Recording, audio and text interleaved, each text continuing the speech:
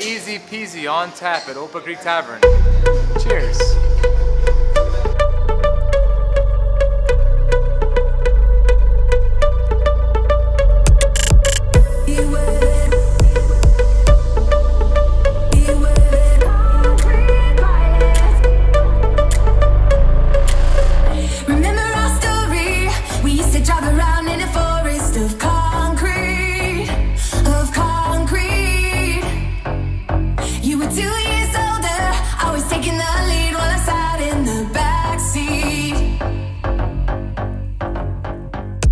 Huddleston from Deep Ellum Distillery. We are the first distillery, at least in Deep Ellum and in the general area of Dallas.